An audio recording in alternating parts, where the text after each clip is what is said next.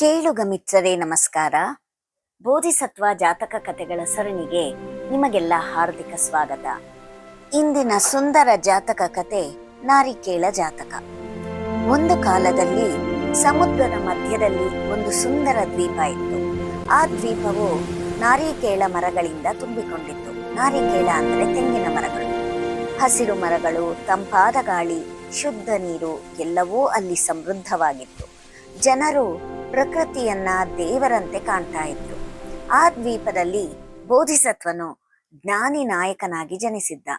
ಅವನು ಜನರಿಗೆ ಸದಾ ಹೇಳ್ತಾ ಇದ್ದ, ಪ್ರಕೃತಿಯ ಕೊಡುಗೆಗಳನ್ನ ಸಂರಕ್ಷಿಸುವುದು ನಮ್ಮ ಕರ್ತವ್ಯ. ಜನರು ಅವನ ಮಾತು ಕೇಳಿ ಅಗತ್ಯವಿದ್ದಷ್ಟು ಮಾತ್ರ ತೆಂಗಿನಕಾಯಿಗಳನ್ನ ತೆಗೆದುಕೊಳ್ತಾ ಇದ್ರು. ಮರಗಳನ್ನ ಕತ್ತರಿಸದೆ ಕಾಪಾಡ್ತಾ ಇದ್ರು. ಒಂದು ದಿನ ಹೊರನಾಡಿನಿಂದ ಬಂದ ವ್ಯಾಪಾರಿಗಳು ದ್ವೀಪವನ್ನ ಕಂಡರು. ಅವರು ಆ ದ್ವೀಪದ ಸಂಪತ್ತನ್ನ ನೋಡಿ ಆಶ್ಚರ್ಯಪಟ್ಟರು. ಇಲ್ಲಿ ಎಷ್ಟೋ ತೆಂಗುಗಳಿವೆ, ಎಲ್ಲವನ್ನೂ ತೆಗೆದುಕೊಂಡರೆ ದೊಡ್ಡ ಲಾಭ ಅಂತ ಯೋಚಿಸಿದ್ರು. ಅವರು ಮರಗಳನ್ನ ಕತ್ತರಿಸೋಕೆ ಪ್ರಾರಂಭ ಮಾಡಿದ್ರು.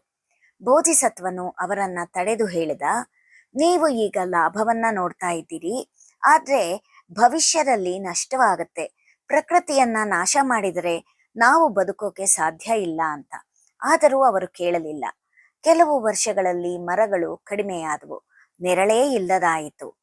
ನೀರಿನ ಮಟ್ಟ ಕೂಡ ಕುಸಿಯಿತು. ಜನರಿಗೆ ಆಹಾರದ ಕೊರತೆ ಉಂಟಾಯಿತು. ಆಗ ಆ ವ್ಯಾಪಾರಿಗಳು ತಮ್ಮ ತಪ್ಪನ್ನು ಅರಿತು ಬೋಧಿಸತ್ವನ ಬಳಿಗೆ ಬಂದರು. ನಾವು ತಪ್ಪು ಮಾಡಿದ್ದೇವೆ ಅಂತ ಒಪ್ಪಿಕೊಂಡ್ರು. ಆ ನಂತರ ಎಲ್ಲರೂ ಸೇರಿ ಮತ್ತೆ ಮರಗಳನ್ನ ನೆಟ್ಟು ಪ್ರಕೃತಿಯನ್ನ ಕಾಪಾಡಲು ಪ್ರಾರಂಭ ಮಾಡಿದ್ರು. ಈ ಕಥೆಯಿಂದ ನಾವು ಲೋಭವು ನಾಶಕ್ಕೆ ದಾರಿ ಮಾಡಿಕೊಡುತ್ತೆ ಅನ್ನೋದನ್ನ ತಿಳಿದುಕೊಳ್ಳಬಹುದು. ಅದೇ ರೀತಿ ಪ್ರಕೃತಿಯನ್ನ ಕಾಪಾಡುವುದು ನಮ್ಮ ಆದ್ಯ ಕರ್ತವ್ಯ ಅನ್ನೋದನ್ನ ಕೂಡ ತಿಳಿದುಕೊಳ್ಳಬಹುದು. ಕೇಳುಗರೆ, ಇದಾಗಿತ್ತು ಇಂದಿನ ನಾರಿಕೇಳ ಜಾತಕ ಕತೆ. ಧನ್ಯವಾದಗಳು.